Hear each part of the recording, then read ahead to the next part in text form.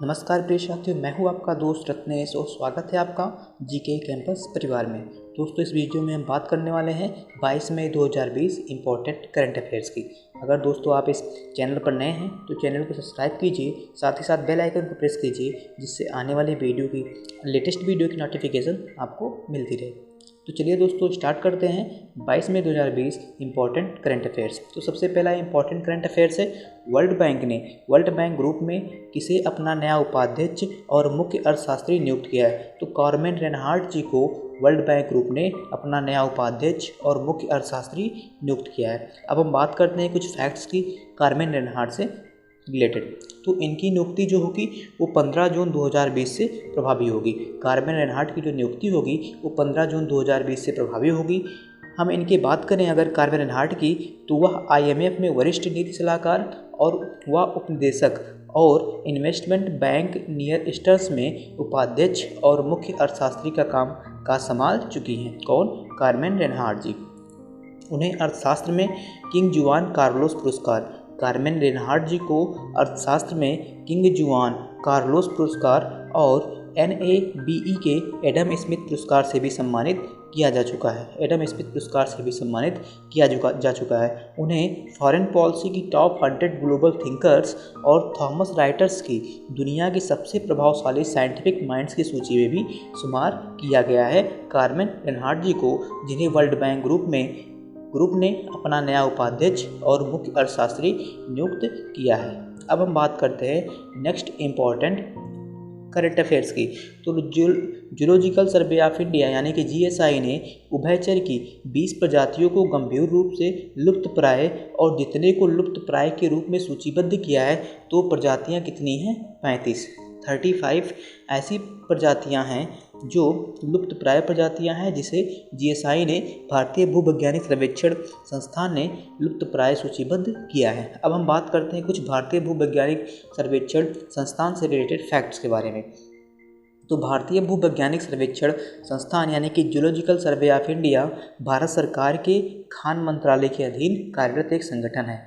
GSI Khan मंत्रालय के अधीन कार्यरत एक संगठन है। इसकी स्थापना 1851 में हुई थी और इसका मुख्यालय कहाँ है दोस्तों? कोलकाता में। हम बात करते हैं नेक्स्ट क्वेश्चन की। नाबार्ड ने हाल ही में खरीद और प्री मानसून संचालन के लिए जितने करोड़ रुपए के फंड जारी किए। तो नाबार्ड ने खरीद और प्री मानसून संचालन के लिए 20,500 करोड़ रुपए के फंड जारी किए हैं। अब हम बात करते हैं नाबार्ड से जुड़े कुछ इंपॉर्टेंट फैक्ट्स की। तो राष्ट्रीय कृषि और ग्रामीण विकास बैंक, जिसे हम कहते हैं नाबार्ड, जिसका मुख्यालय है मुंबई, यानी कि मुंबई में नाबार्ड का मुख्यालय है। महाराष्ट्र में अवस्थित एक सीड्स बैंक है और इसकी स्थापना कब हुई दोस्तों? तो 12 जुलाई 1982 में। कई बार MCQ में पूछा गया है कई एग्जामों में कि नाबार्ड की स्थापना कब हुई, तो 12 जुलाई 1982 में। इसके कभी कभी जो फुल एक्सप्लेनेशन है उसको भी पूछा जाता है कि नाबार्ड का फुल एक्सप्लेनेशन क्या है। तो NABARD national bank of agriculture and rural development, NABARD national bank of agriculture rural development bank, जिसकी स्थापना कब हुई दोस्तों? तो इसकी स्थापना हुई 12 जुलाई 1982 को। अब हम बात करते हैं नेक्स्ट MCQ की। वह देश जिसने उड़ीसा और पश्चिम बंगाल से टकराने वाले चक्रवात का नाम अम्फान रखा। तो अम्फान जो चक्रवात है, जो महाचक्रवात अम्फान है, जो उड़ीसा और बंगाल के तट से टकराया गया है, अभी हाल ही में जल्दी ही टकराया है, उसे अम्फान नाम दिया थाईलैंड ने अम्फान महाचक्रवात नाम दिया। अम्फान महाचक्रवात वर्तमान में बंगाल की खाड़ी के ऊपर बना हुआ एक मजबूत उष्णकटिबंधीय चक्रवात है। तो आ सकता है आने वाले एग्जाम्स में कि अम्फान चक्रवात का नाम किस देश ने दिया? तो थाईलैंड ने। या कैसा चक्रवात था? तो एक उष्णकटिबंधीय चक्रवात था, जिसके कारण पूर्वी भारत के साथ साथ बांग्लादेश को भी खतरा है। यह चक्रवात जो है ये 1999 में आए उड़ीसा चक्रवात के बाद बंगाल की खाड़ी में पहला महाचक्रवाती तूफान है। हम बात करते हैं नेक्स्ट MCQ की, यानी नेक्स्ट इंपॉर्टेंट करंट अफेयर्स की। तो उत्तर प्रदेश के जेवर में नोएडा अंतर्राष्ट्रीय एयरपोर्ट, जो जेवर में एयरपोर्ट बन रहा है, बनाने के लिए जिस देश की कंपनी को केंद्रीय गृह मंत्रालय ने स्वीकृति दी है, तो स्विट्जरलैंड की कंपनी को केंद्रीय गृह मंत्रालय ने जेवर में यानी कि नोएडा अंतर्राष्ट्रीय एयरपोर्ट बनाने के लिए स्वीकृति दी है। हम बात करते हैं जेवर से जुड़े कुछ इंपॉर्टेंट फैक्ट्स की।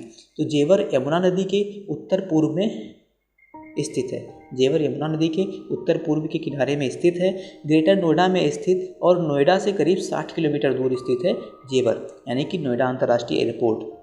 यहाँ से उत्तर की ओर 15 किलोमीटर की दूरी पर हरियाणा का बॉर्डर भी पड़ता है। अब हम बात करते हैं नेक्स्ट इम्पॉर्टेंट करंट अफेयर्स की। हाल ही में जिस देश ने वीडियो के जरिए, जिस देश की जगह पे यहाँ पे बैंक होगा, हाल ही में जिस बैंक ने वीडियो के जरिए KYC स्वीकार करने वाले देश का पहला बैंक बन गया है, तो कोटक महिंद्रा बैंक देश का पहला बैंक है जो वीडियो के जरिए KYC स्वीकार कर रहा है। हम कोटक महिंद्रा बैंक से जुड़े कुछ इंपॉर्टेंट फैक्ट्स को समझते हैं। कोटक महिंद्रा बैंक भारतीय प्राइवेट सेक्टर का एक बैंक है और इसका मुख्यालय कहाँ है दोस्तों? तो इसका मुख्यालय मुंबई में स्थित है। इसकी स्थापना हुई थी 2003 में और इसके संस्थापक हैं उदय कोटक जी। अब हम बात करते हैं नेक्स्ट करंट अफेयर्स की। जिस राज्य ने दिबांग घाटी में प्रस्तावित 3097 कितने दोस्तों? 3097 मेगावाट की एटालिन जल विद्युत परियोजना की वजह से जल विविधता पर पड़ने वाले जैव विविधता पर पड़ने वाले प्रभाव को लेकर पर्यावरण कार्यकर्ता इस परियोजना को रद्द करने की मांग कर रहे हैं। तो जो एटालिन जल विद्युत परियोजना है जो 3097 मेगावाट प्रस्तावित है, जो दिबांग घाटी में बननी है, वो है किस जगह पे बनने वाली दोस्तों? तो है अरुणाचल प्रदेश में। अब हम बात करते हैं एटालिन जल विद्युत परियोजना से जुड़े कुछ इंपॉर्टेंट फैक्ट की। तो एटालिन जल विद्युत परियोजना दिबांग घाटी में प्रस्तावित है। दिबांग नदी ब्रह्मपुत्र नदी की सहायक नदी है। दिबांग नदी ब्रह्मपुत्र नदी की सहायक नदी है जो अरुणाचल प्रदेश और असम से होकर गुजरती है। भारत सरकार द्वारा यह परियोजना चीन से आने वाली जो नदियां हैं उन पर प्राथमिक उपयोगकर्ता अधिकार स्थापित करने और पूर्व में परियोजनाओं को, जो उत्तर पूर्व है, भारत का जो उत्तर पूर्व है उसमें परियोजनाओं को तेज करने के उद्देश्य से प्रस्तावित है। इस परियोजना से कुल 18 गाँवों के निवासी प्रभावित होंगे। तो यहाँ पे जो जैव विविधता पर असर पड़ने वाला है, जिससे यहाँ के जो पर्यावरण कार्यकर्ता है इसको रद्द करने की मांग कर रहे हैं, तो इसके फैक्ट यही है कि इस परियोजना से कुल 18 गाँव के निवासी प्रभावित होंगे और लगभग 2,80,777 पेड़ों की कटाई होगी। विश्व स्तर पर लुप्तप्राय 6 स्तनधारी लुप्तप्राय प्रजातियां हैं, उनके अस्तित्व को खतरा भी उत्पन्न हो सकता है। इसलिए यहाँ के जो पर्यावरण कार्यकर्ता हैं वो एटालिन जल विद्युत परियोजना, जो प्रस्तावित परियोजना है 3097 मेगावाट की, उसे रद्द करने की मांग कर रहे हैं और यह परियोजना अरुणाचल प्रदेश में स्थित है। अब हम बात करते हैं नेक्स्ट इम्पॉर्टेंट करंट अफेयर्स की। हाल ही में किस देश ने फ़लस्तीन जो शरणार्थी हैं के लिए आर्थिक सहायता का योगदान किया? तो उस देश का नाम है भारत। किस देश से गुजरने वाले प्रवासी श्रमिक के लिए चरण पादुका अभियान शुरू किया गया? तो चरण पादुका अभियान मध्य प्रदेश राज्य ने शुरू किया है। इसमें चरण पादुका अभियान से जुड़े कुछ हम इम्पॉर्टेंट फैक्ट्स को समझे तो मध्य प्रदेश सरकार द्वारा जो राज्य में, खासकर जो मध्य प्रदेश पुलिस है, मध्य प्रदेश सरकार या हम कहते हैं पुलिस द्वारा राज्य में पैदल चल रहे प्रवासी मजदूरों के लिए चरण पादुका नामक अभियान शुरू किया गया है। इंदौर की राऊ पुलिस स्टेशन से शुरू होकर राज्य के अधिकांश स्थानों पर पुलिस द्वारा चरण पादुका अभियान चलाया जा रहा है। इस अभियान के अंतर्गत जो नंगे पांव जा रहे मजदूर हैं उनको जूते और चप्पल दिए जाएंगे ताकि उनकी जो दर्द हैं उनको कुछ कम किया जा सके। अगर हम बात करें मध्य प्रदेश राज्य की, तो मध्य प्रदेश राज्य के मुख्यमंत्री हैं शिवराज सिंह चौहान और वहाँ के जो राज्यपाल हैं वो हैं लालजी टंडन जी। हम बात करते हैं नेक्स्ट इम्पॉर्टेंट करंट अफेयर्स की। किस राज्य सरकार द्वारा आत्मनिर्भर सहाय योजना का शुभारंभ किया गया? तो गुजरात सरकार द्वारा आत्मनिर्भर गुजरात सहाय योजना का शुभारंभ किया गया। हम समझते हैं अब गुजरात आत्मनिर्भर सहाय योजना के इम्पॉर्टेंट फैक्ट्स को। तो गुजरात सरकार द्वारा आत्मनिर्भर गुजरात सहाय योजना का शुभारंभ किया गया। इस योजना का उद्देश्य ब्याज सब्सिडी, ऋण स्थगन सहित 1 लाख की गारंटी सहित ऋण प्रदान करना भी है। गुजरात सरकार ने 3 साल की अवधि के लिए, जो आगे की 3 साल है उसकी अवधि के लिए लगभग 500 करोड़ रुपए का ऋण देने का लक्ष्य रखा है। गुजरात के जो मुख्यमंत्री हैं वो है विजय भाई आर रूपानी जी और गुजरात के राज्यपाल हैं आचार्य देवव्रत जी। हम बात करते हैं नेक्स्ट करंट अफेयर्स की। तो भारत हर साल आतंक विरोधी दिवस कब मनाता है? तो भारत हर साल 21 मई को आतंक विरोधी दिवस मनाता है। अब क्यों मनाता है एंटी टेररिज्म डे? हम इसके फैक्ट्स को समझते हैं। भारत हर साल 21 मई को आतंक विरोधी दिवस मनाता है। क्यों मनाता है? याद है 21 मई 1991 को भारत के जो 7वें प्रधानमंत्री थे राजीव गांधी, उनकी पुण्यतिथि की स्मृति में यह दिवस मनाया जाता है, जिनकी तमिलनाडु में आतंकी समूह तमिल टाइगर्स इलम द्वारा, जो आतंकी समूह थी तमिलनाडु की, तमिल टाइगर्स इलम द्वारा एक हमले में मृत्यु कर दी गई। इस हत्या के बाद बीपी सिंह सरकार ने 21 मई को, उस जो वर्तमान की जो बीपी सिंह सरकार थी, उसने 21 मई को आतंक विरोधी दिवस के रूप में मनाने का घोषणा किया। अब हम चलते हैं अगले करंट अफेयर्स की तरफ। किस राज्य में ग्रामीण आजीविका मिशन के द्वारा, जो ग्रामीण आजीविका मिशन की महिलाएं हैं द्वारा दीदी वाहन योजना शुरू की गई है? तो मध्य प्रदेश राज्य में ग्रामीण आजीविका मिशन की जो महिलाएं हैं उनके द्वारा दीदी वाहन सेवा शुरू की गई है। अब हम समझते हैं कि दीदी वाहन सेवा है क्या। तो मध्य प्रदेश के आदिवासी बहुल झाबुआ जिले में, मध्य प्रदेश के आदिवासी बहुल झाबुआ जिले में ग्रामीण आजीविका मिशन की महिलाओं द्वारा दीदी वाहन सेवा शुरू की गई है। दीदी वाहन सेवा ग्रामीण महिलाओं के लिए सुरक्षित प्रसव के लिए शुरू की गई है, जो आदिवासी क्षेत्रों में जो गर्भवती महिलाएं होंगी, गर्भवती ग्रामीण महिलाएं होंगी, उनको एक जीवन रेखा देने में साबित होगी। इसके अलावा जो दीदी वाहन सेवा है के तहत वाहन अन्य आपातकालीन सेवाओं के लिए भी उपलब्ध रहेंगे। अब हम बात करते हैं नेक्स्ट करंट अफेयर्स की। तो महाराष्ट्र में IRDA लाइसेंस प्राप्त मध्यस्थ इंटीग्रेटेड रिस्क इंश्योरेंस द्वारा मी अन्नपूर्णा नामक एक पहल शुरू की गई। कहाँ पे? महाराष्ट्र में। यह पहल क्या है, इसके बारे में हम समझते हैं। यह पहल एकीकृत जोखिम बीमा द्वारा महाराष्ट्र में किसानों और कृषि समुदाय के कल्याण के लिए एक कारपोरेट सामाजिक जिम्मेदारी के रूप में अपनी प्रतिबद्धता शुरू की गई है। यानी कि जो महाराष्ट्र के किसान हैं और कृषि समुदाय के कल्याण के लिए एक कारपोरेट सामाजिक जिम्मेदारी के रूप में अपनी प्रतिबद्धता के तहत ये शुरू की गई एक योजना है।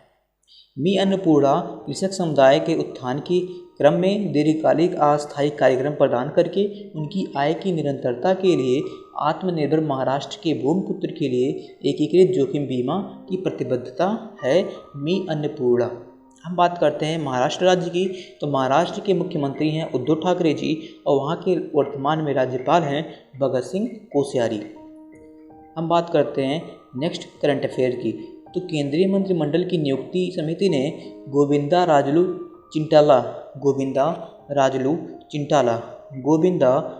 चिंटाला को राष्ट्रीय कृषि और ग्रामीण विकास बैंक यानी कि नाबार्ड का अध्यक्ष नियुक्त करने की मंजूरी दे दी है। वर्तमान में गोविंदा राजलू चिंटाला नाबार्ड के मुख्य महाप्रबंधक के रूप में सेवारत हैं। जुलाई 2022 में अपनी सेवानिवृत्ति तक वो पद पर बने रहेंगे। वर्तमान में अगर हम बात करें कि नाबार्ड के अध्यक्ष कौन हैं, तो वर्तमान में नाबार्ड के अध्यक्ष हैं डॉक्टर हर्ष कुमार भनवाला वर्तमान में नाबार्ड के अध्यक्ष हैं। एक बार दोबारा इस फैक्ट को हम पढ़ते हैं। तो केंद्रीय मंत्रिमंडल की नियुक्ति समिति ने किसको? गोविंदा राजलू चिंटाला को राष्ट्रीय कृषि और ग्रामीण बैंक अर्थात नाबार्ड के अध्यक्ष की नियुक्ति करने की मंजूरी दे दी है। अब हम चलते हैं नेक्स्ट करंट अफेयर की तरफ। भारतीय रेलवे ने अपने 12,000 हार्स पावर वाले इलेक्ट्रिक लोकोमोटिव WAG का परिचालन शुरू कर दिया है। भारतीय रेलवे ने अपने 12,000 हार्स पावर वाले इलेक्ट्रोमोटिव WAG 12 का परिचालन शुरू कर दिया है। इस इंजन का निर्माण कहाँ पे हुआ है दोस्तों? तो इस इंजन का निर्माण बिहार के मधेपुरा इलेक्ट्रिक लोको फैक्ट्री द्वारा किया गया है। भारतीय रेलवे ने इस लोकोमोटिव का परिचालन दीनदयाल उपाध्याय जंक्शन पर किया है। इसी के साथ अब भारत स्वदेशी रूप से 14 हार्स पावर वाला लोकोमोटिव निर्माण करने वाले प्रतिष्ठित क्लब में शामिल होने वाला दुनिया का छठा देश भी बन गया है। हम बात करें अगर केंद्रीय रेल मंत्री कौन है इस समय, तो वर्तमान में भारतीय सरकार में केंद्रीय रेल मंत्री पीयूष गोयल जी हैं और केंद्रीय रेल राज्य मंत्री अंगदी सुरेश चन्नबसप्पा जी हैं। तो ये थे 22 मई 2020 के इम्पॉर्टेंट करंट अफेयर्स। ये वीडियो आपको कैसा लगा कमेंट बॉक्स में कमेंट कीजिए। साथ ही साथ वीडियो को लाइक कीजिए और चैनल को सब्सक्राइब करना ना भूलें। जय हिंद, जय भारत, वंदे मातरम।